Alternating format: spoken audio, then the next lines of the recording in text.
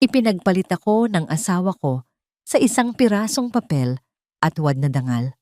Habang nakakadena ang aking paa sa madilim na silid, naririnig ko ang tawanan nila. Sa labas ang asawa ko at ang biyenan ko pinagpaplanuhan ang kamatayan ng aking ama. Ngunit hindi nila alam, hawak ko na ang mitya ng kanilang pagguho. Ako si Marisol, at sa gabing ito, wawakasan ko ang pagiging alipin. Handa na ba silang masunog sa sarili nilang apoy? Wala na siyang pakinabang, Mama. She's like a worn-out rag. Nakakasuka ng hawakan ang mga kamay niyang kasing pangit at kasing gaspang ng semento. Don't worry, pipirmahan niya ang dokumentong iyon. Saan pa ba siya pupunta? Wala siyang matatakbuhan dito sa Lisbon, kundi ang kalsada. Tumigil ang mundo ko sa tapat ng bahagyang nakabukas na pinto ng silid-aklatan. Ang boses na yon, ang boses ni Mateo na dati ay nagsasabi sa akin ng mga pangako ng pag-ibig, ay tila isang kutsilyong dahan-dahang humihiwa sa aking pagkatao. Ang lamig ng kanyang tono ay mas masahol pa sa hanging hatid ng taglamig sa labas ng mansyong ito. Nakatayo ako roon, tila isang rebultong nawalan ng hininga. Sa aking mga kamay ay bitbit ko ang isang tray ng mainit na tinula. Maingat ko itong niluto. Tiniis ang hapdi ng usok at ang pagod ng buong maghapon para lamang maihain sa kanya ang paborito niyang pagkain.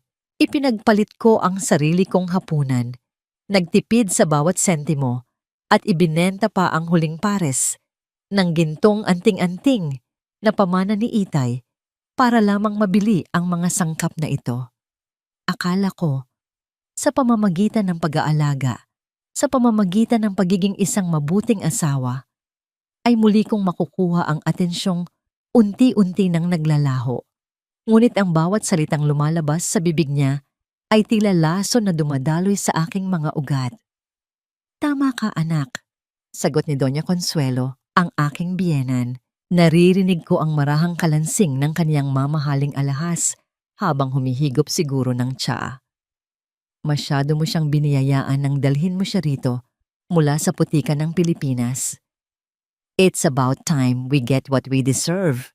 Kapag nakuha na natin ang pirma niya para sa lupain ng tatay niya, pwede mo na siyang itapon sa kung saang kanto. She's just a liability now. Naramdaman ko ang panginginig ng aking mga daliri. Ang tray na hawak ko ay tila bumibigat ng 100 kilo. Gusto kong sumigaw. Gusto kong pumasok sa loob at itanong kung bakit. Bakit pagkatapos ng 10 taon ng aking pagsisilbi? Bakit pagkatapos kong ibigay ang lahat? Ang aking kabataan, ang aking lakas, pati ang aking dangal para lamang maging karapat-dapat sa pamilyang ito? Ngunit walang boses na lumabas sa aking lalamunan. Tuyong-tuyo ito, tila punong-puno ng abo. Ang tanging nararamdaman ko na lang ay ang mabilis na pagtibok ng aking puso na parang isang ibon na pilit kumakawala sa isang masikip na hawla.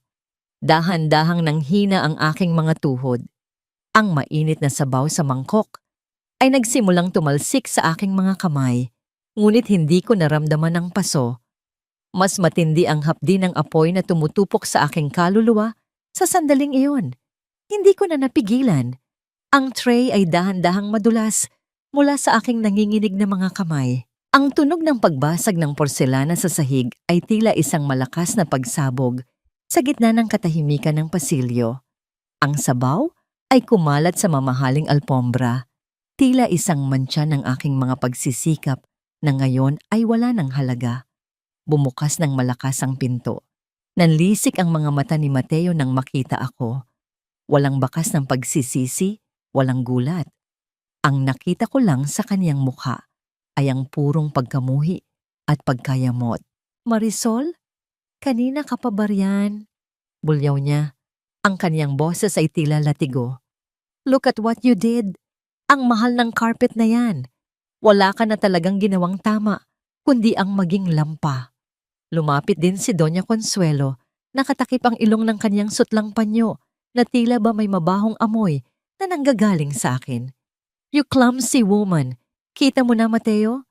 Ito ang napala mo sa pagpapakasal sa isang probinsyana ni hindi marunong humawak ng tray ng maayos. Tumingin ako sa kanila. Pilit na hinahanap ang kahit ay katiting na anino ng lalaking pinangakuan ko ng habambuhay. Ngunit ang kaharap ko ay isang estranghero. Tiningnan ko ang aking mga kamay, puno ng mga gasgas, may mga bakas ng paso mula sa kusina at mga kalyong bunga ng paglalaba ng kanilang mga damit sa gabi para lamang makatipid sa kuryente. Ang mga kamay na ito, na kinalinga sila sa loob ng mahabang panahon, ay tinatawag nilang nakakasuka. Mateo, bulong ko. Ang boses ko ay basag. Si Itay. Kailangan ko siyang makita. Sabi niyo kapag natapos ko ang gawaing bahay ngayong linggo, bibigyan niyo ako ng pambili ng tiket. Tumawa ng mapait si Mateo. Lumapit siya sa akin at hinawakan ng mahigpit ang aking baba. Pilit na pinatingala ako. Nararamdaman ko ang diin ng kanyang mga daliri na tila babali sa aking panga. Ticket? Are you kidding me? You're not going anywhere, Marisol. Mamamatay na ang tatay mo. Bakit mo pa sasayangin ang pera para pumunta roon?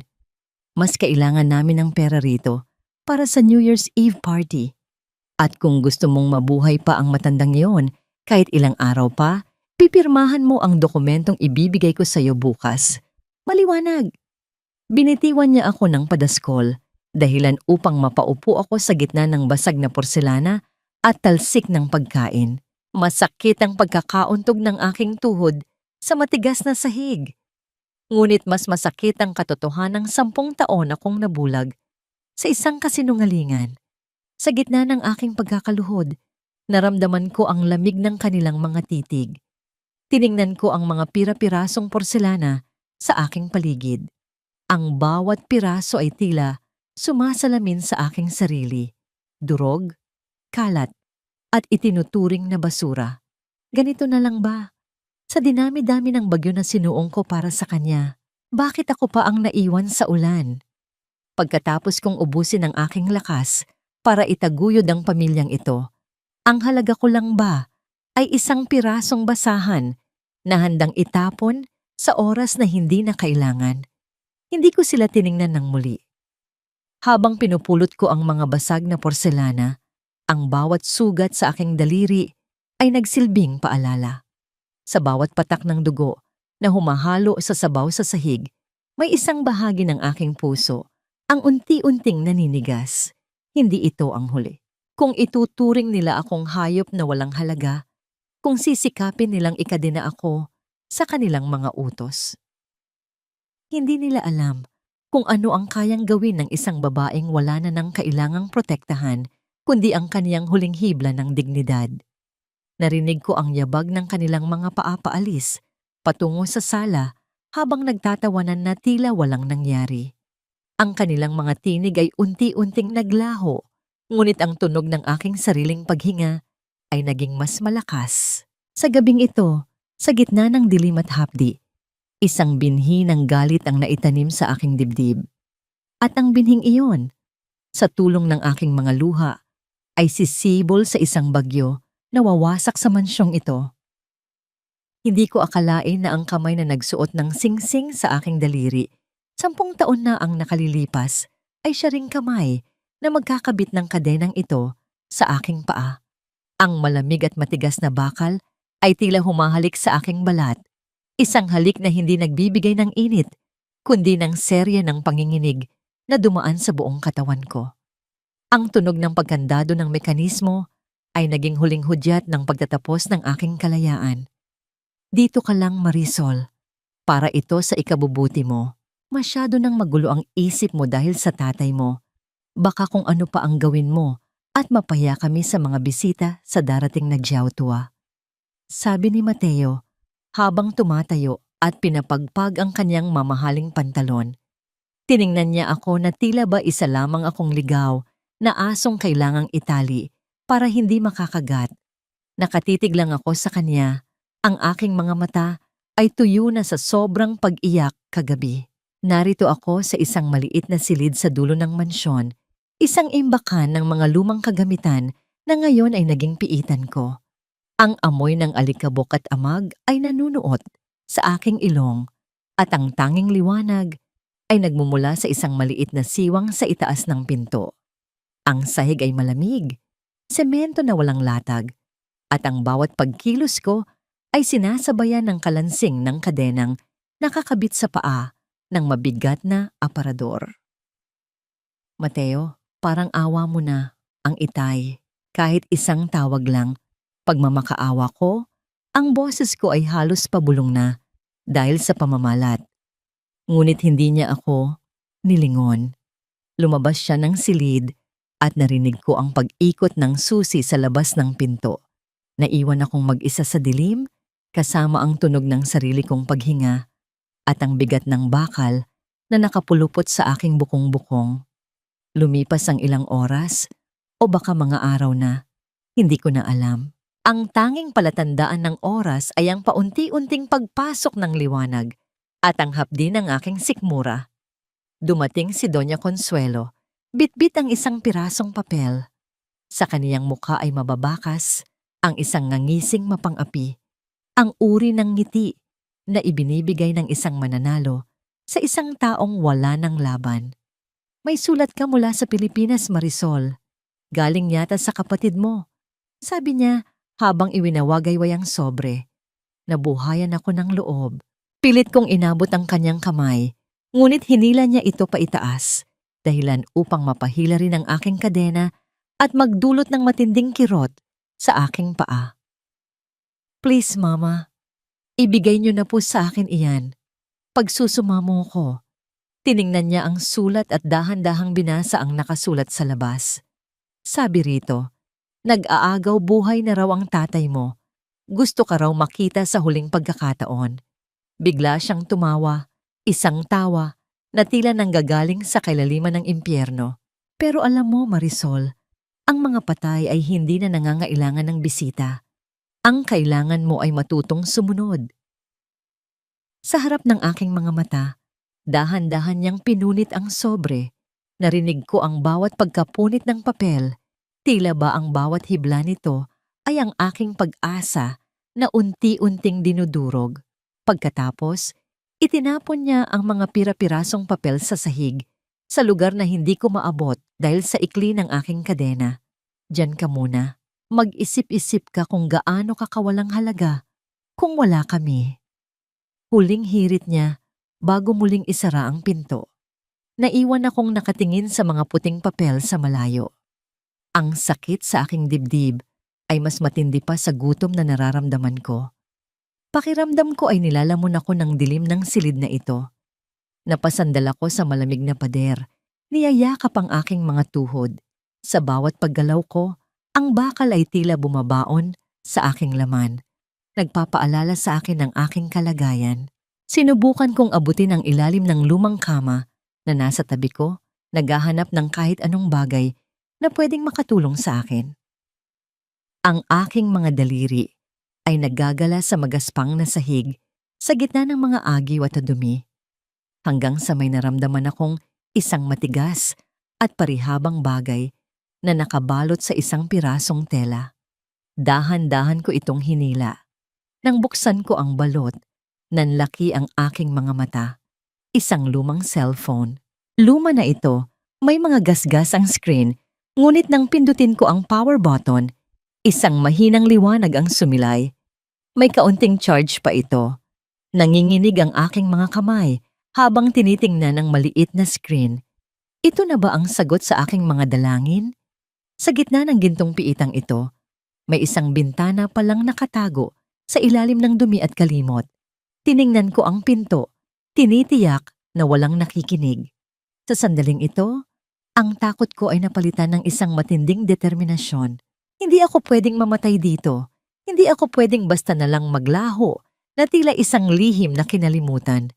Kung ang kadenang ito ang simbolo ng kanilang kapangyarihan, ang maliit na gadget na ito ang magiging sandata ko para gibain ang kanilang mundo.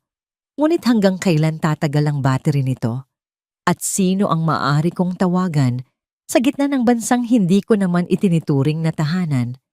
Ang liwanag mula sa screen ng telepono ay tila isang bituin sa gitna ng madilim kong kalangitan. Ngunit katulad ng isang bituin, Alam kong anumang oras ay maari itong maglaho. 1% na lang ang natitira sa baterya. Bawat segundo ay mahalaga. Sa nanginginig na mga daliri, sinubukan kong hanapin ang numero ng aking kapatid sa Pilipinas. Ngunit bago ko pa man ito maidial, tuluyan nang namatay ang screen.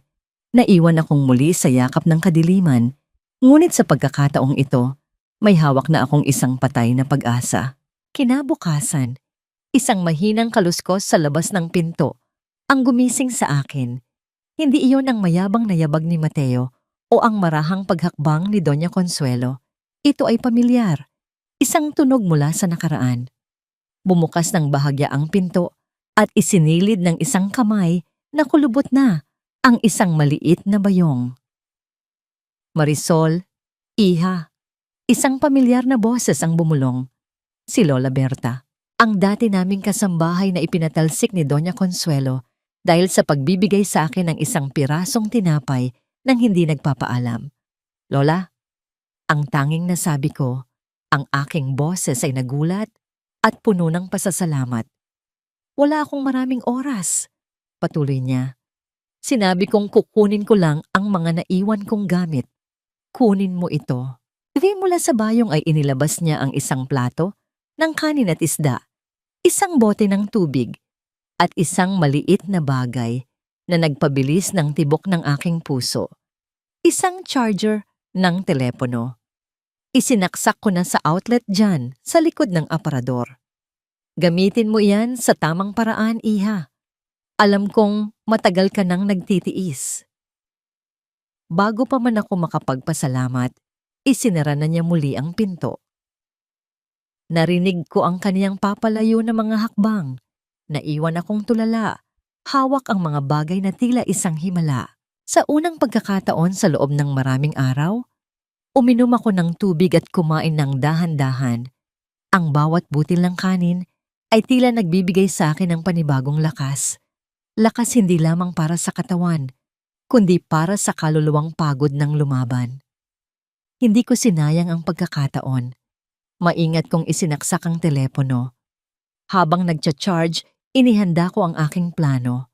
Itinago ko ang telepono sa pagitan ng mga lumang basahan sa isang sulok.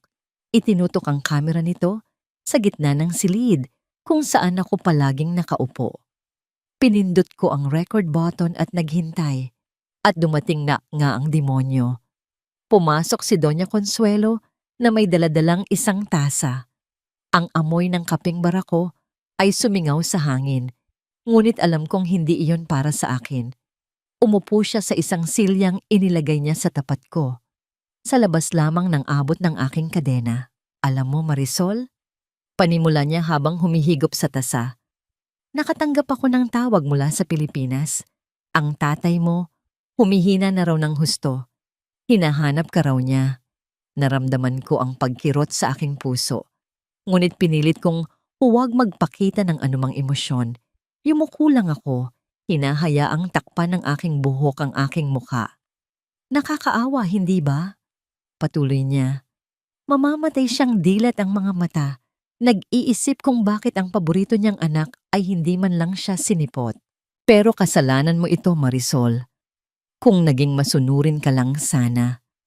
Kung hindi ka lang sana matigas ang ulo.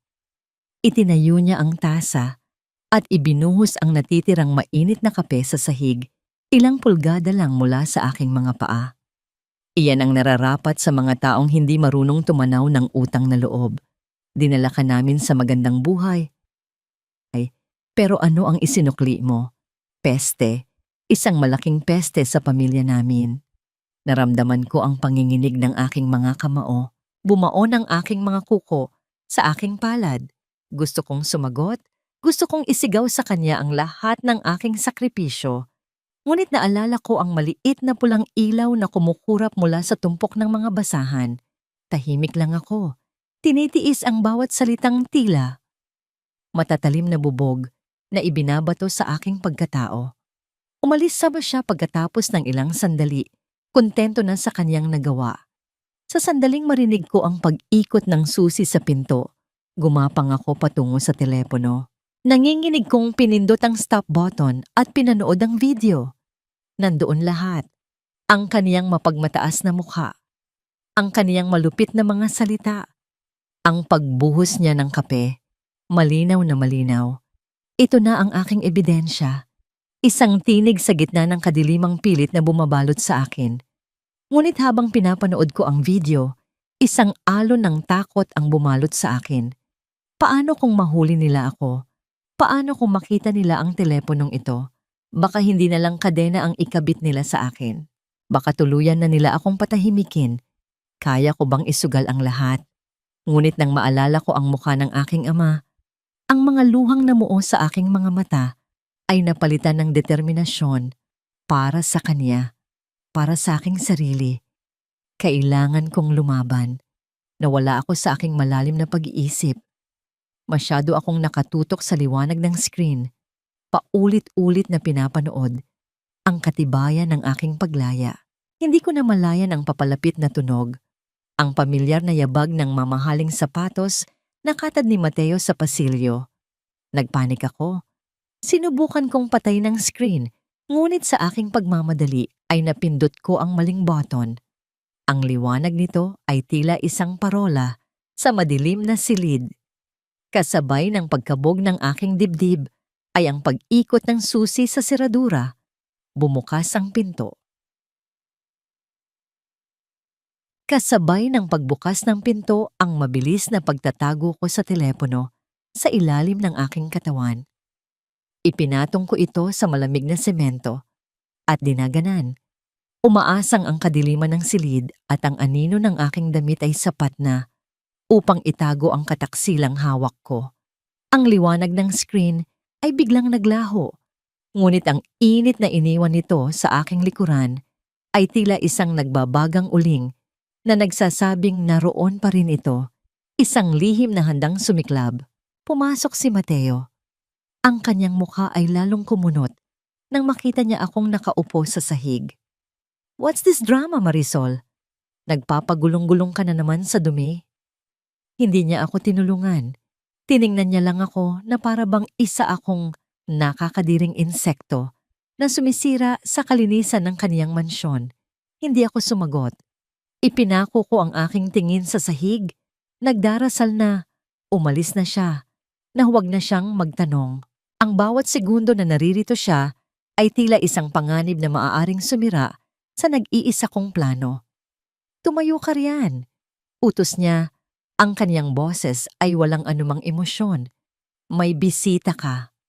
Bumilis ang tibok ng aking puso. "Sino?" Mula sa likuran ni Mateo ay sumilip ang isang maliit na mukha. Ang mga mata nito'y malalaki at puno ng pag-aalinlangan. Ang aking munting anghel, ang aking si Liag. "Mama?" Tawag ng 5 taong gulang kong anak. Ang kaniyang boses ay tila musika sa aking pandinig. Sa isang iglap, nawala ang lahat ng sakit, ang lahat ng takot. Ang tanging nakikita ko na lang ay ang kaniyang mga mata na sumasalamin sa aking sariling mukha. Sa sandaling iyon, tila huminto ang pag-ikot ng mundo at ang bawat hapdi sa aking katawan ay naglaho. Pilit kong inabot ang aking kamay sa kanya. Nagnanais na maramdaman ang init ng kanyang balat, ang amoy ng kanyang buhok, na tila sariwang pulbos. Ngunit bago pa man magtagpo ang aming mga daliri, narinig ko ang kalansing ng bakal na nakakakabit sa aking paa. Ang tunog na yon ay tila isang malakas na sampal na nagpabalik sa akin sa malupit na katotohanan. Napatigil si Liag. Ang kaniyang tingin ay napunta sa madilim na bahagi ng aking bukong-bukong kung saan nakabaon ang malamig na kadena. Kumunot ang kanyang maliit na noo.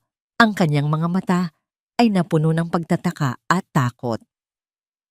"Mama, bakit po may ganyan ka sa paa?" tanong niya. Ang kanyang boses ay inosente at dalisay na tila kristal. Hindi ako nakapagsalita agad. Paano ko ipapaliwanag sa isang 5 taong gulang na bata na ang kanyang ama ang may gawa nito? Paano ko sasabihin na ang mansyong ito na itinuturing niyang tahanan ay isang bilangguan para sa akin? "Halika anak, lumapit ka kay mama," pabulong kong sabi. Pilit na itinatago ang panginginig ng aking tinig. Ngunit bago siya makakilos, humalakak ng mahina si Mateo. Lumapit siya kay Liyag at ipinatong ang kaniyang kamay sa balikat ng bata, tila isang babala. See? Kahit ang sarili mong anak natatakot sa'yo, alam niya kung sino ang dapat paniwalaan sa bahay na ito. Yumuko si Mateo at may ibinulong kay Liyag. Pagkatapos, dahan-dahang lumapit ang bata sa akin. Ang kaniyang mga hakbang ay mabagal at puno ng pag-aalinlangan. Nang nasa harapan ko na siya, tinitigan niya ako ng matagal. Ang mga salitang lumabas sa kanyang bibig ang siyang tuluyang dumurog sa bawat natitirang piraso ng aking puso. Mas masakit pa kaysa sa anumang pisikal na paghihirap na dinanas ko. Sabi po ni Lola Consuelo, "Masama ka raw po, Mama. Hindi ka raw po sumusunod kay Daddy, kaya ka raw po pinarurusahan." Sabi po niya, "Huwag daw po akong tumulad sa'yo para hindi rin ako ikulong." Pakiramdam ko ay isang malaking tipak ng yelo ang ibinagsak sa aking dibdib. Ang sarili kong anak, ang bunga ng aking sinapupunan, ay tinuturuan ng kamuhian ako.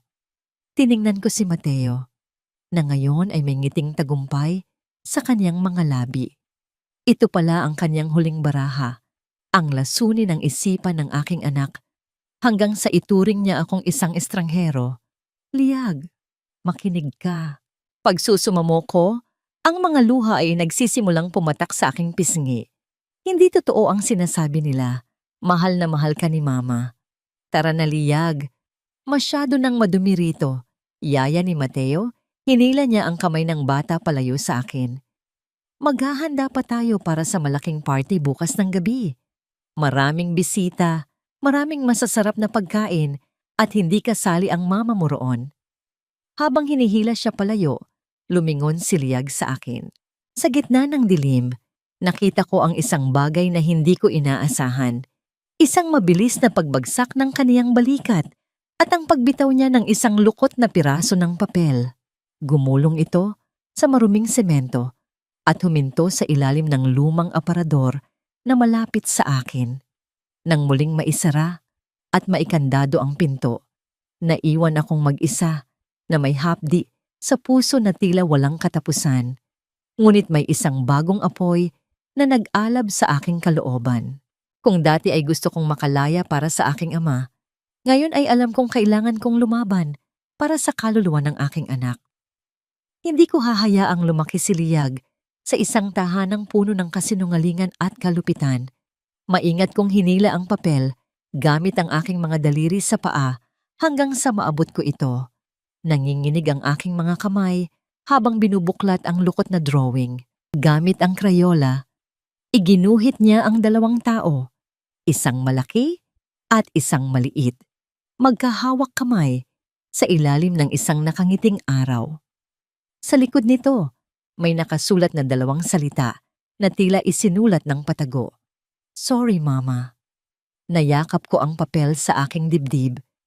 Ang munting Liyag ko ay naroon pa rin, nakikipaglaban din sa kanyang sariling paraan.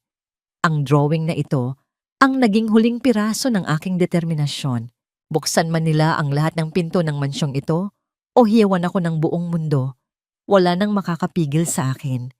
Bukas, sa gitna ng kanilang pagdiriwang, sa ilalim ng mga putok ng Pauhua, sisiguraduhin kong ang bawat kadenang nakagapos sa amin ay magiging abot. Siguraduhin mong kumikinang ang bawat kristal ng chandelier, Mateo. Hindi pwedeng magmukha tayong hikahos sa harap ng mga panauhin. Ang dangal ng pamilyang ito ay nakasalalay sa gabing ito. Ang boses ni Doña Consuelo ay umalingaw-ngaw mula sa pasilyo, puno ng awtoridad at pagmamalaki.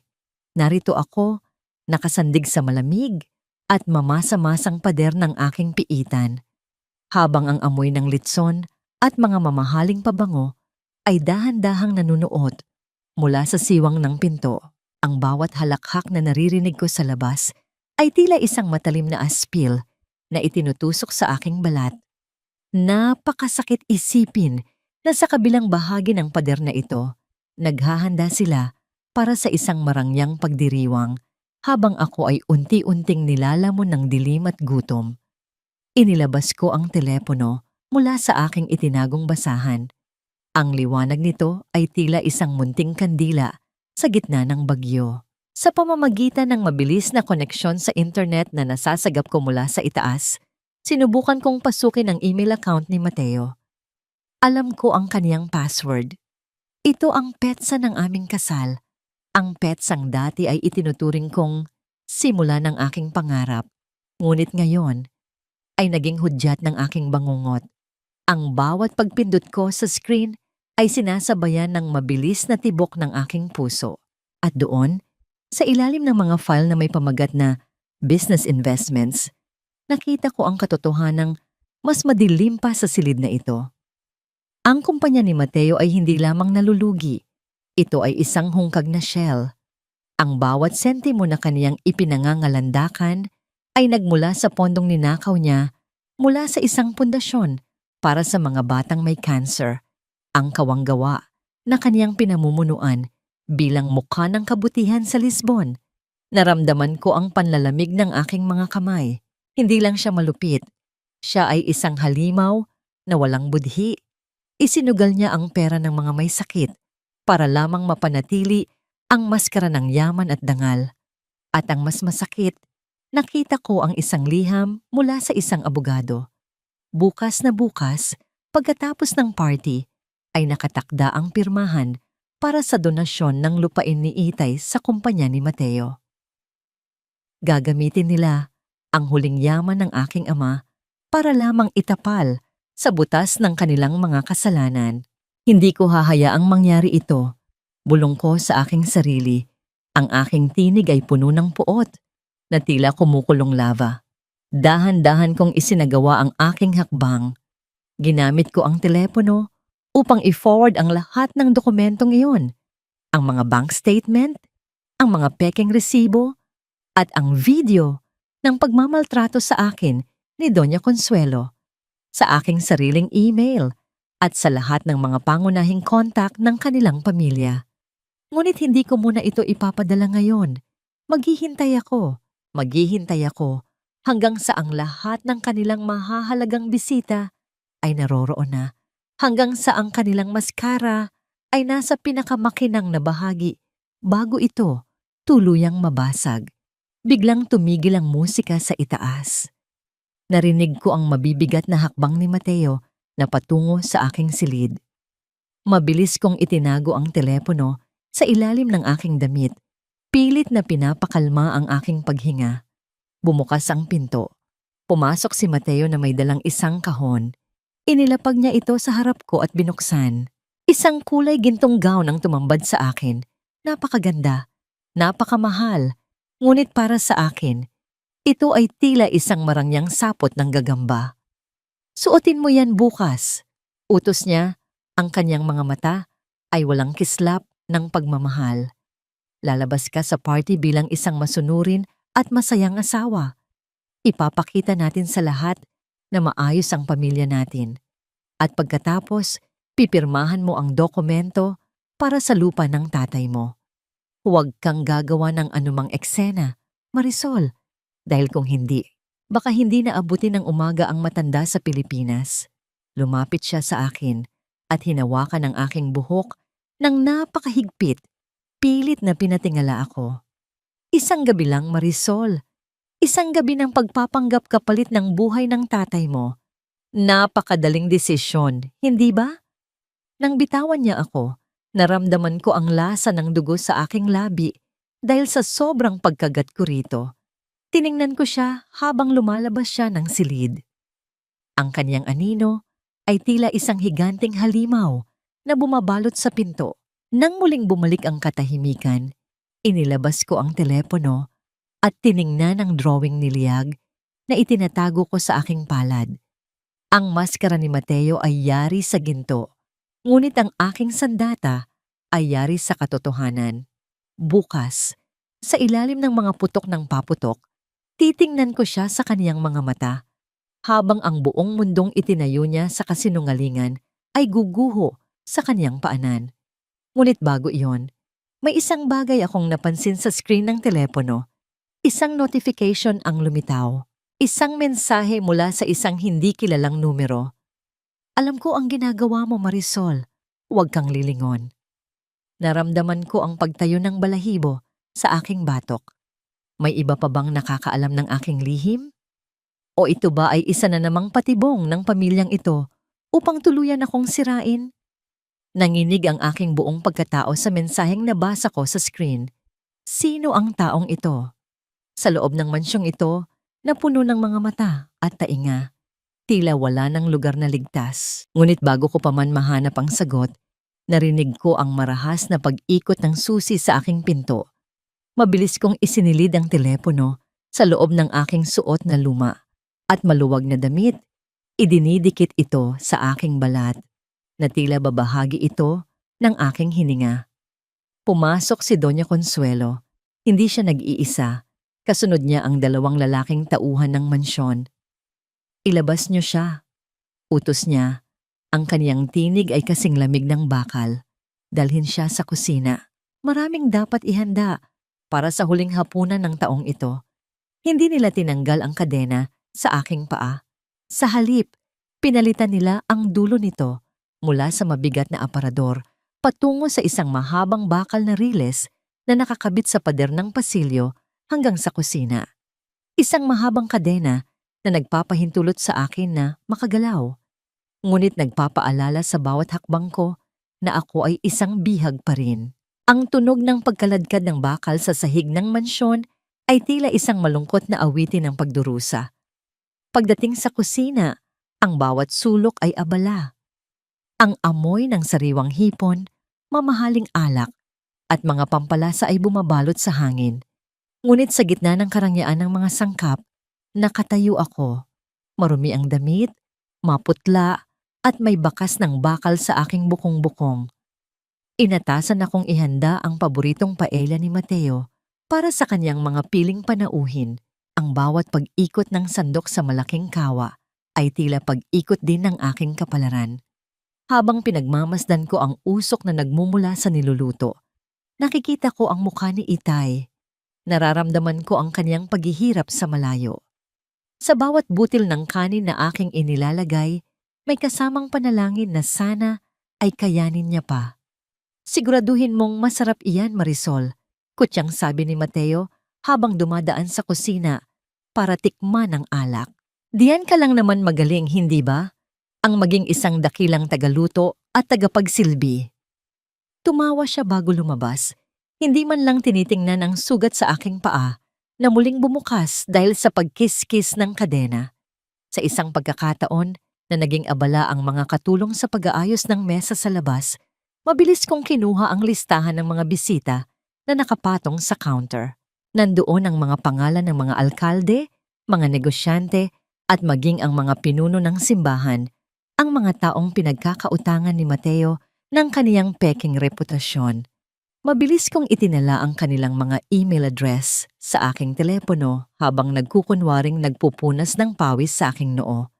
Ito na ang huling hapunan, hindi para sa akin, kundi para sa kanilang mga kasinungalingan. Ginamit ko ang huling pagkakataon upang iset ang isang auto-send timer sa aking email. Sa eksaktong 11:30 ng gabi, kapag ang lahat ay abala sa pagbibilang ng huling minuto ng taon, ang lahat ng katotohanan ay sasabog sa kanilang mga inbox. Ang video ng aking pagkakakadena, ang mga peking dokumento ng kumpanya, at ang ebidensya ng pagnanakaw sa pondo ng mga batang may cancer. Naramdaman ko ang isang kamay sa aking balikat. Muntik ko nang mabitawan ang sandok sa gulat. Paglingon ko, si Lola Berta ang nakatayo roon, may dalang isang baso ng tubig. Ang kaniyang mga mata ay puno ng lungkot.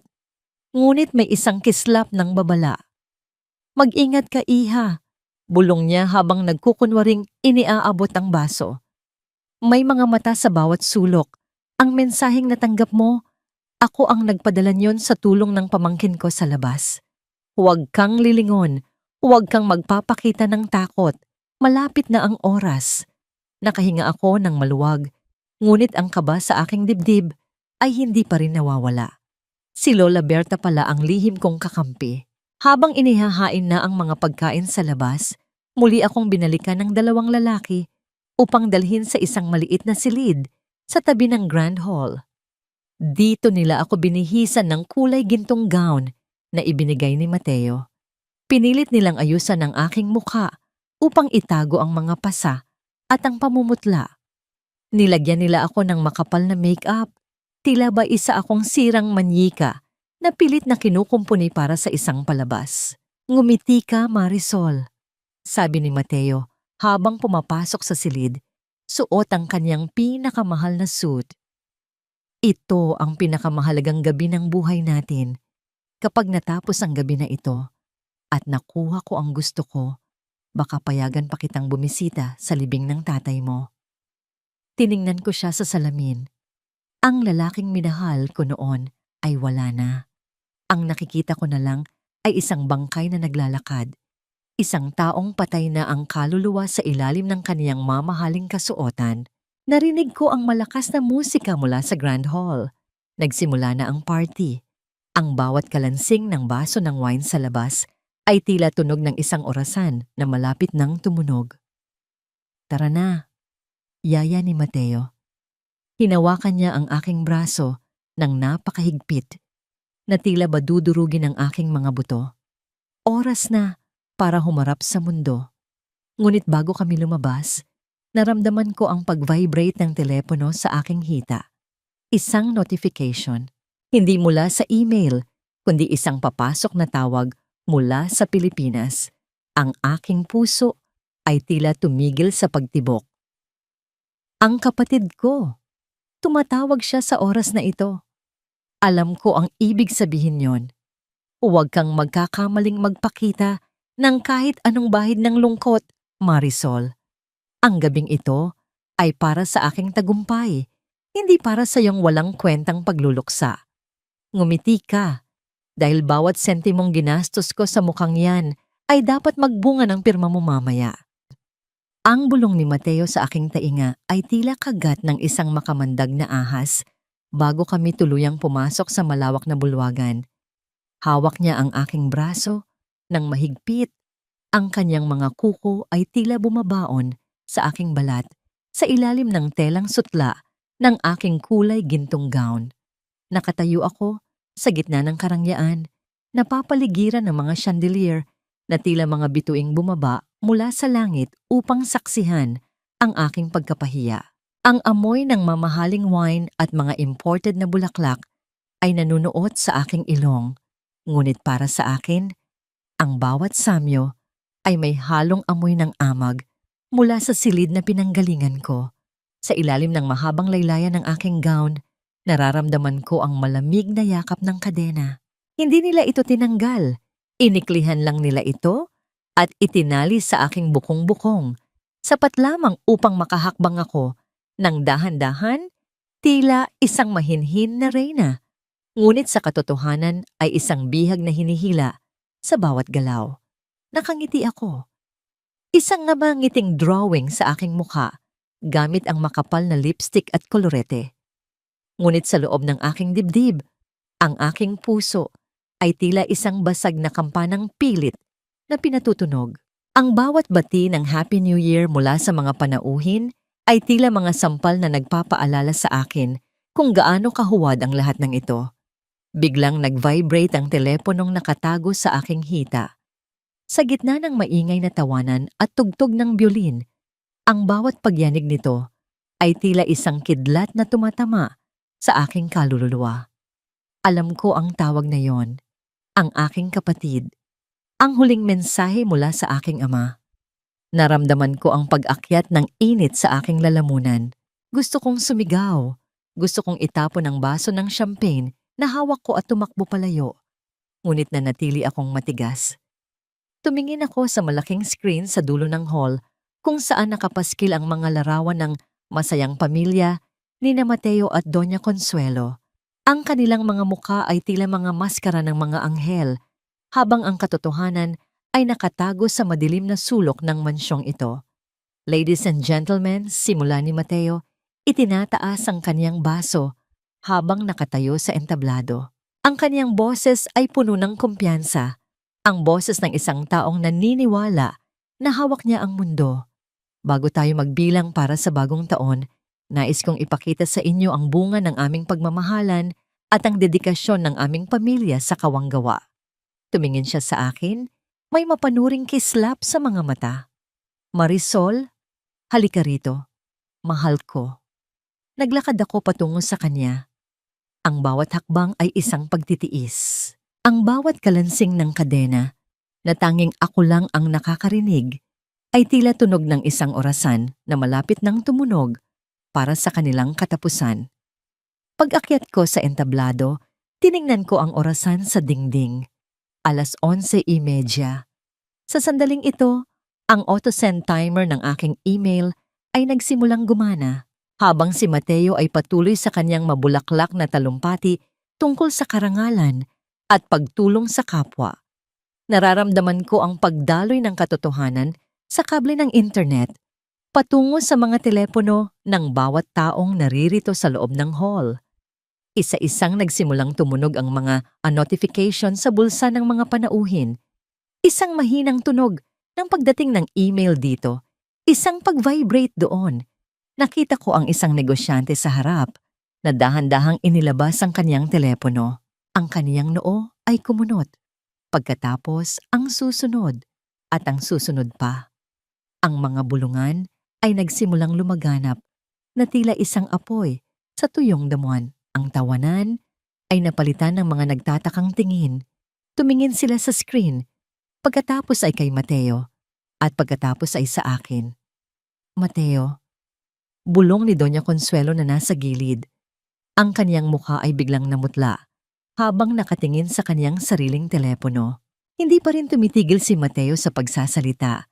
Hindi niya namamalayan na ang lupang kinatatayuan niya ay unti-unti nang naglalaho. Ngunit ako, nanatili akong nakatayo ng tuwid. Sa gitna ng kaguluhan, muli kong naramdaman ang huling vibrate ng aking telepono. Sa pagkakataong ito, alam ko na, tapos na ang paghihintay ni Itay. Tumingin ako sa mga mata ni Mateo. Ang nangiti ko ay hindi nagawa sa lipstick.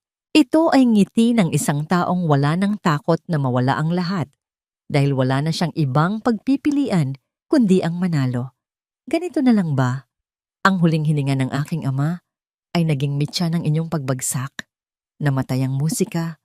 Ang buong bulwagan ay binalot ng isang nakabibinging katahimikan.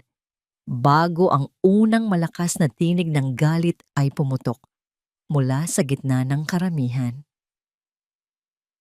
Ang nakabibinging katahimikan sa bulwagan ay tila isang telon na biglang hinawi upang ilantad ang isang madilim na tanghalan. Hindi ko na kailangang magsalita. Ang mga mukha ng mga panauhin na kanina ay puno ng paghanga, ay napalitan ng pandidiri at matinding galit. Nakita ko ang isang kilalang negosyante, si Senyor Montenegro, na dahan-dahang itinaas ang kanyang telepono habang nakatitig ng diretso sa mga mata ni Mateo. Mateo, anong kahulugan nito? Ang boses niya ay gumaralgal sa puot. Ang perang ibinigay namin para sa mga batang may cancer, ginamit mo para sa pambayad ng utang mo sa sugal? At ang asawa mo, ikinulong mo sa sarili mong bahay? Lumingon si Mateo sa screen at doon, sa harap ng lahat, ay nagplay ang video na lihim kong kinunan. Ang kaniyang sariling boses, ang kaniyang malupit na tawa, at ang imahe ko na nakakadena sa dilim ay bumulaga sa bawat sulok ng mansyon. Ang bawat salitang binitawan niya laban sa akin ay tila mga bala na bumabalik sa kanya. Hindi totoo yan. It's a deep fake. Isang paninira lang yan ng mga kalaban ko. Sigaw ni Mateo. Ang kaniyang boses ay naging matinis sa takot. Lumingon siya sa akin. Ang kaniyang mga mata ay nanlilisik. Marisol, sabihin mo sa kanila. Sabihin mo sa kanilang nagbibiro lang tayo. Ngunit hindi ako gumalaw. Nanatili akong nakatayo sa gitna ng entablado, tila isang hukom na naghihintay ng sentensya. Sa ilalim ng makapal na makeup, naramdaman ko ang isang patak ng luha na gumuguhit sa aking pisngi. Hindi para sa kanya, kundi para kay Itay na pumanaw na hindi ko man lang nayakap. Lies! Pure lies! Sigaw naman ni Doña Consuelo, pilit na inaagaw ang telepono ng mga bisita. Pinalayas namin ang katulong na kumuha niyan. Huwag kayong maniniwala sa isang hamak na probinsyana. Sa sandaling iyon, narinig ko ang tunog ng mabibigat na yabag mula sa labas. Ang malalaking pinto ng bulwagan ay bumukas ng malakas. Hindi mga bagong panauhin ang pumasok, kundi mga unipormadong pulis ng Lisbon. Sa likuran nila ay nakita ko si Lola Berta, ang kanyang mukha ay seryoso, ngunit may bakas ng tagumpay. Mateo Alcantara, you are under arrest for embezzlement and illegal detention. Anunsyo ng opisyal sa wikang Ingles na tila isang kulog sa gitna ng party. Wala kayong ebidensya. Hindi niyo ako pwedeng hawakan. Pagmamatigas ni Mateo habang pilit na kumakawala sa mga pulis. Dito ko na ginawa ang huling hakbang. Sa harap ng lahat ng mga kamera ng telepono na nakatutok sa amin, dahan-dahan kong itinaas ang laylayan ng aking kulay gintong gown. Ang marangyang tela ay humawi upang ilantad ang katotohanang pilit nilang itinago. Ang malamig at kalawanging kadena na nakapulupot sa aking sugatang bukong-bukong ay kumislap sa ilalim ng mga chandelier. Narinig ko ang sabay-sabay na singhap ng mga panauhin. Ang tunog ng pagbagsak ng mga baso ng wine sa sahig ay tila mga bantas sa bawat dusa na dinanas ko. Ang hiya na pilit nilang iniiwasan ay naging isang malaking baha na lumunod sa kanilang dangal sa loob lamang ng ilang segundo. Ito ang premyo ng aking 10 taon na pagsisilbi. Ang boses ko ay lumabas na mahinahon, ngunit may talim na tila punyal. Ang gintong ito ay huwad, katulad ng inyong pamilya. Napaluhod si Doña Consuelo sa sahig. Pilit na itinatago ang kanyang mukha, habang ang mga flash ng kamera ay tila mga kidlat na tumatama sa kanya. Si Mateo naman ay pilit na iginigapos ng mga pulis. Ang kanyang mamahaling suit ay nagusot. Ang kanyang maskara ay tuluyan ng nadurog. Ngunit sa gitna ng tagumpay na ito, naramdaman ko ang isang biglang takot. Tumingin si Mateo sa akin bago siya tuluyang hilahin palabas. Ang kaniyang nangiti ay hindi nangiti ng isang talunan, kundi ng isang taong may huling alas na itinatago. Akala mo ba tapos na ito, Marisol? Bulong niya habang dumadaan sa tabi ko. Nakalimutan mo na ba kung nasaan ang anak mo? Nanigas ang aking buong katawan. Lumingon ako sa paligid, hinahanap si Liag sa gitna ng kaguluhan. Wala siya roon. Wala ang aking anak sa bulwagan. Ang kaba sa aking dibdib ay mas matindi pa sa anumang kadenang bakal. Nasaan si Liag? At sino ang kasama niya sa gitna ng gulo na ito? Nasaan ang anak ko? Mateo, sabihin mo sa akin, nasaan si Liag? Ang sigaw ko ay yumanig sa mga pader ng bulwagang unti-unti nang nababakante. Ang bawat hakbang ko ay sinusundan ng kalansing ng putol na kadena. Isang tunog na dati ay simbolo ng aking pagkaalipin. Ngunit ngayon ay naging hudyat ng aking desperasyon. Hindi sumagot si Mateo. Habang hinihila siya ng mga pulis palabas, ang tanging iniwan niya ay isang nakakangising tingin na tila nagsasabing kahit wala na siya, hawak pa rin niya ang huli kong hininga. Naramdaman ko ang panlalambot ng aking mga tuhod. Sa gitna ng tagumpay na ito, paano kung ang kapalit ay ang kaisa-isa kong kayamanan? Marisol, iha, narito kami. Ang boses ni Lola Berta ay nagmula sa madilim na pasilyo patungo sa mga silid sa itaas. Patakbo siyang lumapit at sa kanyang mga bisig ay karga-karga niya ang isang natutulog na bata. Si Liag. Nayakap ko ang aking anak ng napakahigpit. Tila ba natatakot ako na baka maglaho siya kapag binitiwan ko ang kaniyang maliit na katawan. Ang amoy ng kaniyang buhok ay humahalo sa alat ng aking mga luha. Buhay siya. Ligtas siya. Sa kabila ng lahat ng lason na itinanim nila sa kaniyang isipan, ang kaniyang mahimbing na paghinga sa aking balikat ang naging pinakamagandang musika na narinig ko sa buong buhay ko. Ngunit hindi pa tapos ang lahat. Kailangan kong tapusin ang ugnayang ito sa paraang hindi na sila makakabalik pa. Hinarap ko si Doña Consuelo na ngayon ay nakasalampak sa sahig. Ang kanyang mamahaling alahas ay tila mga pabigat na nagpapabaon sa kanya sa kahihiyan. Nilapitan ko siya, hindi nang may galit, kundi nang may isang matigas na kapayapaan. Inilabas ko ang mga dokumentong inihanda ko sa tulong ng mga ebidensyang nakalap ko. Pirman niyo ito, utos ko. Ang aking boses ay hindi nanginig. Ibalik niyo sa akin ang lahat ng ninakaw niyo, ang aking dowry, ang karapatan ko sa lupa ni Itay, at ang buong kustodya ni Liag.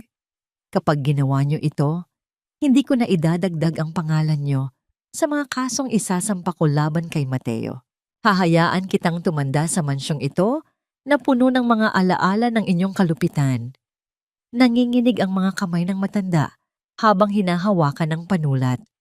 Sa bawat titik na kanyang isinusulat, nararamdaman ko ang pagluwag ng bawat buhol sa aking dibdib. Nang matapos ang huling pirma, binitawan niya ang panulat na tila ba ito ay isang nagbabagang uling. Masaya ka na ba? Tanong niya. Ang kaniyang boses ay punong-puno ng pait. Sinira mo ang pangalan ng mga Alcantara. Hindi ako ang sumira sa inyo. Sagot ko habang kinukuha ang mga papel. Ang inyong sariling kasakiman ang gumawa niyan. Pinili niyo ang dangal na yari sa kasinungalingan kaysa sa pagmamahal na totoo. Ngayon, mamuhay kayo sa katahimikan ng inyong mga kasalanan.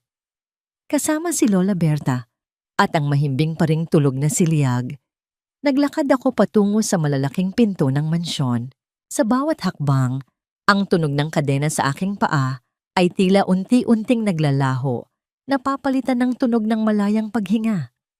Paglabas namin, ang malamig na hangin ng madaling araw sa Lisbon ay humalik sa aking mukha. Wala na ang amoy ng litson at pabango. Ang tanging nalalasahan ko na lang ay ang tamis ng kalayaan. Sumakay kami sa isang taxi na naghihintay sa labas. Sa airport po, sabi ko sa driver, habang umaandar ang sasakyan palayo sa mansyong naging piitan ko sa loob ng 10 taon. Tiningnan ko ang mga ilaw ng lungsod. Ngunit sa gitna ng aking kagalakan, muling nag-vibrate ang aking telepono. Isang mensahe mula sa Pilipinas. Binuksan ko ito nang may nanginginig na mga daliri. Ito ay mula sa aking kapatid. Isang larawan ng aking ama na nakangiti sa kanyang huling sandali. At isang maikling pangungusap. Ate, wala na si Itay. Pero bago siya pumanaw, ang sabi niya, nararamdaman daw niyang malaya ka na. Hihintayin ka namin sa pag-uwi. Niyakap ko si Liag at napahagulgol ako. Isang iyak na hindi dahil sa sakit, kundi dahil sa isang pangakong natupad. Namatay si Itay na alam niyang hindi na ako nakakadena. Namatay siyang alam niyang ang kaniyang anak ay muling naging reyna ng sariling buhay. Ang gabi ng Jiao Tua ay natapos na. Ang sikat ng araw ay nagsisimulang sumilay sa abot tanaw, nagbibigay ng kulay ginto sa langit. Hindi ang ginto ng kadena, kundi ang ginto ng isang bagong simula. Iba ang simoy ng hangin sa aming lalawigan. Hindi ito katulad ng malamig at mapanglaw na hanging humahagupit sa mga kalsada ng Lisbon. Dito, ang hangin ay may amoy ng basang lupa, ng pinitak na palay, at ng mga bulaklak ng nara na sumasayaw sa bawat ihip ng pagkakataon. Pagbaba ko ng sasakyan kasama si Liag, naramdaman ko ang init ng lupang tinubuan sa ilalim ng aking mga paa. Isang init na tila humahaplos sa mga sugat na iniwan ng bakal na kadena. Nakatayo ako sa tapat ng aming lumang bahay. Simple lang ito, yari sa kahoy at kawayan, ngunit para sa akin, ito ang pinakamarangyang palasyo sa buong mundo. Ngunit sa gitna ng aking pananabik, isang matinding kirot ang gumuhit sa aking dibdib nang makita ko ang bakanteng tumba-tumba sa ilalim ng malaking puno ng nara. Doon, palaging nakaupo si Itay. Naghihintay sa aking mga sulat, naghihintay sa aking pag-uwi. Mama, bakit ka po umiiyak? Tanong ni Liag. Habang hinihila ang laylayan ng aking damit, yumuko ako at niyakap siya. Dahil narito na tayo, anak. Narito na tayo sa tunay nating tahanan. Hindi ko na naabutan ang huling hininga ni Itay. Ngunit sa bawat sulok ng aming bakuran, nararamdaman ko ang kaniyang presensya. Sa tulong ng aking kapatid na si Ruben, sinimulan naming ayusin ang aming buhay. Ang perang nabawi ko mula sa mga Alcantara, ang aking dowry na pinaghirapan ni Itay, ay hindi ko ginastos sa mga luho. Ginamit ko ito upang buhayin ang lupang kinuha sana ni na Mateo. Bawat umaga, bago sumikat ang araw, ay nasa bukid na ako.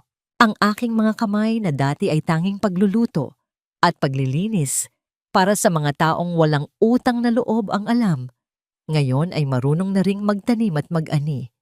Ang mga kalyo sa aking palad ay hindi na simbolo ng pagkaalipin, kundi mga medalya ng aking pagsisikap para sa kinabukasan ng aking anak. Isang hapon, habang nakaupo kami ni Liag sa ilalim ng puno ng nara, kinuha ko ang aking lumang journal. Binasa ko ang mga huling isinulat ko sa Lisbon, ang mga gabi ng takot at panalangin. Napangiti ako nang mapagtanto ko kung gaano nakalayo ang aking narating. Ang Marisol na nakakadena sa dilim ay matagal na ring pumanaw kasabay ng aking mga takot. Ang Marisol na kaharap ni Liag ngayon ay isang babaeng may sariling tinig at paninindigan. Mama, tignan mo po, ang ganda ng mga bulaklak. Sigaw ni Liag habang tumatakbo sa gitna ng aming taniman ng mga gulay at prutas. Ang kaniyang tawa ay tila mga kampanilya na nagtataboy sa lahat ng multo ng nakaraan. Wala na ang takot sa kanyang mga mata. Ang tanging naroon na lang ay ang kislap ng isang batang malayang lumalaki. Ngunit sa gitna ng katahimikan ng aming bagong buhay, may isang bagay na nagpaalala sa akin na ang mundo ay maliit lamang. Isang puting sasakyan ang huminto sa tapat ng aming tarangkahan. Isang lalaking nakasuot ng barong ang bumaba. May hawak na mga dokumento. Magandang hapon po, bati niya. Kayo po ba si Ginang Marisol? Ako po ang kinatawan ng isang malaking kumpanya sa Maynila na nagnanais makipag-partner sa inyong lumalagong farm. Nakita po namin ang kalidad ng inyong mga produkto. Napatigil ako. Ang kumpanyang binanggit niya ay pamilyar. Ito ang kumpanyang dati ay nakikipag-ugnayan kay Mateo sa Lisbon. Naramdaman ko ang isang bahagyang kaba, ngunit agad ko itong iwinaksi. Hindi na ako ang babaeng madaling takutin. Pasok po kayo. Ang boses ko ay matatag at puno ng dignidad. Pag-usapan natin ang negosyo. Habang naglalakad kami patungo sa loob, napansin ko ang isang maliit na balita sa dulo ng kanyang dalang dyaryo. May kinalaman ito sa isang malaking iskandalo sa Lisbon, ang pagbagsak ng isang kilalang pamilya at ang pagkakakulong ng isang negosyante dahil sa pagnanakaw sa pondo ng simbahan at kawanggawa. Hindi ko na binasa ang buong artikulo. Itinupi ko ang dyaryo at itinuon ang aking pansin sa taong nasa harap ko. Ang aking nakaraan ay isa na lamang kwento na tapos na. Ang aking kasalukuyan ay ang lupang ito at ang aking kinabukasan ay ang batang masayang naglalaro sa ilalim ng lilim ng nara. Ngunit bago kami makapagsimula ng pag-uusap, may isang tanong ang lalaki na nagpatahimik sa akin. Nabanggit po ng aming CEO na may kakilala raw siyang Mateo Alcantara sa Lisbon. May kinalaman po ba kayo sa kanya? Naramdaman ko ang lahat ng mga mata sa paligid na tila naghihintay ng aking sagot. Ang hangin ay biglang tumahimik. Tila ba maging ang mga dahon ng nara ay nakikinig. Si Mateo Alcantara? Ang pangalang yon ay parang isang lumang damit na matagal ko nang itinapon sa basurahan. Hindi ko na alam kung nasaan siya at wala na rin akong pakialam. Ang sagot ko sa kinatawan ng kumpanya ay diretso at walang bahid ng panginginig. Tiningnan ko siya, ng mata sa mata, taglay ang dignidad ng isang babaeng dumaan sa apoy, ngunit lumabas na mas matatag kaysa sa ginto. Nakita ko ang bahagyang pagkagulat sa kaniyang mga mata, bago siya dahan-dahang tumango at nagpatuloy sa paglalatag ng aming kontrata. Lumipas ang 5 taon. Ang 5 taon na yon ay hindi naging madali. Ngunit bawat patak ng pawis ko sa lupang ito ay nagbunga ng kalayaan. Ang aming maliit na sakahan ay naging isang malawak na plantasyon. Hindi na lamang ito basta lupa. Ito ay naging simbolo ng aking muling pagsilang. Ako na ngayon ang kinikilalang reyna ng mga produkto sa aming lalawigan. Ang mga kamay ko na dati ay puno ng sugat mula sa kadena. Ngayon ay puno ng mga kalyong bunga ng pagbubungkal ng sariling kapalaran. Ngunit ang pinakamalaking tagumpay ko ay hindi ang pera sa bangko o ang lawak ng aking lupain. Ito ay ang batang babaeng nakikita kong nag-aaral sa ilalim ng puno ng nara. Si Liag ay 10 taong gulang na. Wala na ang takot sa kanyang mga mata. Ang kanyang tawa ay tila isang dalisay na tubig na naghugas sa lahat ng lason na itinanim ng kanyang ama at lola noon sa Lisbon. "Mama, tignan mo po ang drawing ko." Tawag niya sa akin isang hapon. Lumapit ako at tiningnan ang kanyang gawa. Hindi na ito ang 2 taong nagtatago sa ilalim ng araw. Ito ay drawing ng isang babaeng nakatayo sa tuktok ng isang bundok. Ang buhok ay hinahampas ng hangin at sa kaniyang paanan ay mga putol na bakal. "Sino ito, anak?" tanong ko habang hinahaplos ang kaniyang buhok. "Ikaw po yan, Mama. Ang reyna ko." Sagot niya ng may kasamang yakap na tila nagpapagaling sa lahat ng natitirang sakit sa aking kalooban. Naramdaman ko ang init ng kaniyang pagmamahal. Ito ang dahilan kung bakit ako bumabangon araw-araw. Ito ang dahilan kung bakit hindi ko hinayaang mamatay ang aking espiritu sa madilim na silid na yon sa Portugal. Ang tagumpay ng isang ina ay hindi nasusukat sa ningning ng kaniyang alahas, kundi sa ningning ng mga mata ng kaniyang anak na lumalaking may dangal at pagmamahal sa sarili. Isang gabi, habang nag-aayos ako ng mga papeles sa aking opisina, nakatanggap ako ng isang liham. Walang return address, ngunit ang selyo ay mula sa Lisbon. Nanginginig ang aking mga daliri habang binubuksan ng sobre. Hindi ito galing sa isang abogado. Ito ay isang pirasong papel na may magulo at tila nangihinang sulat kamay. "Marisol, pinalaya na ako sa kulungan dahil sa aking malalang sakit. Wala na akong matuluyan. Ang mansyon ay kinuha na ng gobyerno. Si Mama ay nasa isang charity home na at hindi na ako kinikilala. Marisol, patawad. Patawarin mo ako." Wala akong naramdamang tuwa.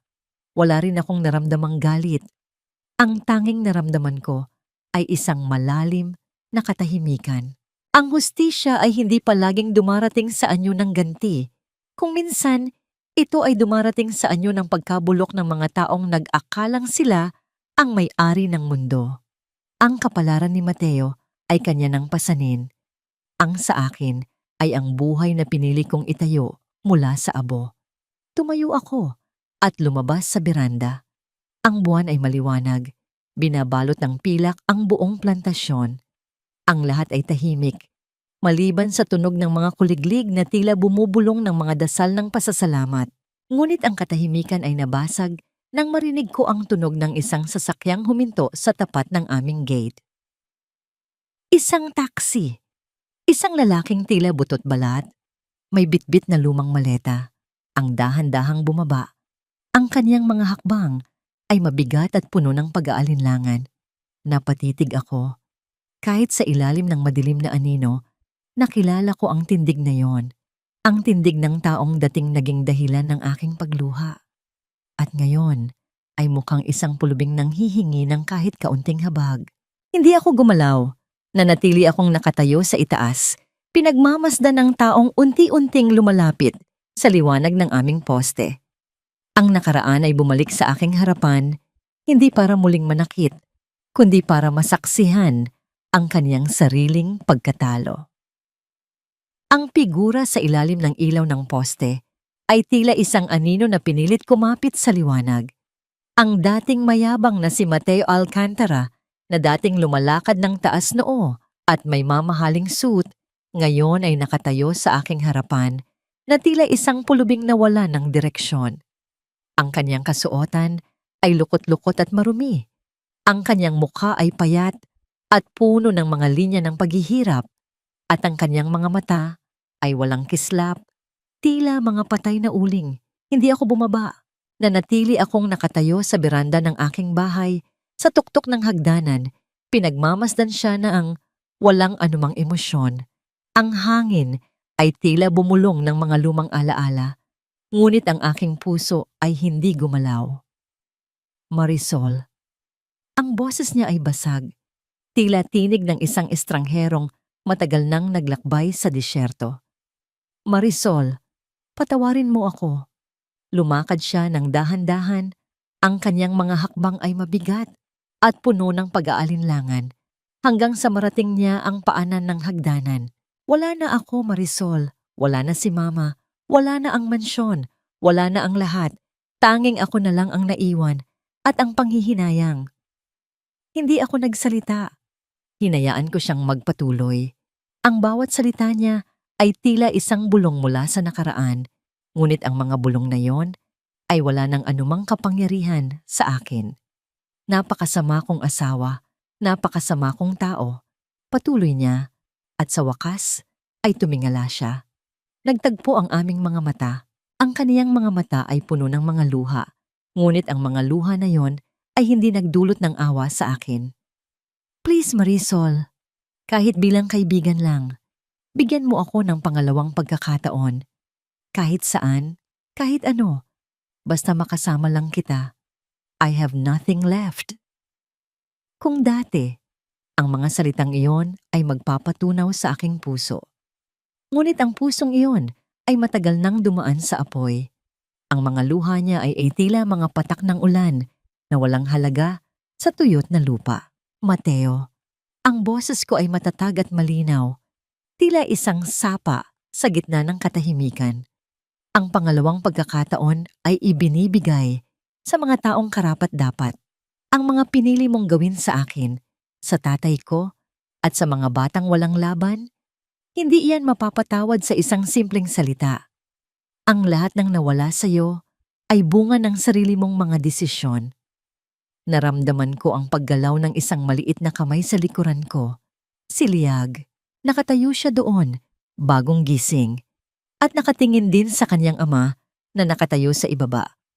Hinawakan ko ang kanyang kamay, mahigpit, at iginiya ko siya sa aking harapan. Tumingin si Liag kay Mateo, ang kanyang mga mata ay walang takot. Sino po yan, Mama? Tanong niya. Ang kaniyang boses ay inosente. Napasinghap si Mateo nang makita ang kaniyang anak. Isang gabi lang niya itong nakita bilang isang masunurin at tahimik na bata. Ngunit ngayon, si Liag ay isang malakas at malayang bata na. Iyan ang tatay mo, anak. Sagot ko ng mahinahon. Tumingin si Liag kay Mateo at pagkatapos ay sa akin. Po? Iyan po ang tatay ko. Bakit po siya nandito, Mama? Hindi ko hinayaang maramdaman ni Liag ang anumang bigat ng nakaraan. Hindi na mahalaga, anak. Bumalik lang siya para sabihin na may sarili na siyang buhay. Kinuha ko ang wallet ko mula sa aking bulsa. Inilabas ko ang isang barya na may pinakamababang halaga. Dahan-dahan ko itong ibinaba sa hagdanan at gumulong ito patungo sa paanan ni Mateo. Iyan ang simula ng bago mong buhay, Mateo. Sabi ko, ang aking tinig ay puno ng awtoridad.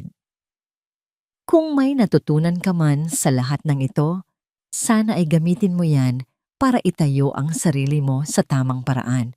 Hindi ko kayang patawarin ang lahat ng ginawa mo, Mateo.